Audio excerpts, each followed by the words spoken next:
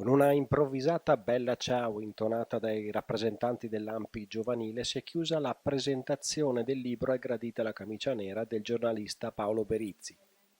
Un auditorium gremito ha accolto il cronista e il segretario della CGIL Maurizio Landini in risposta all'aggressione di stampo neofascista dello scorso 9 ottobre. Moderato dalla giornalista Jessica Cugini, l'evento è stato introdotto dal presidente dell'ANPI di Verona Andrea Castagna e dalla segretaria della CGIL Francesca Tornieri, che hanno ricordato come l'aggressione alla sede CGIL sia da leggere come una rievocazione dell'aggressione alle Camere del Lavoro di un secolo fa ad opera degli squadristi.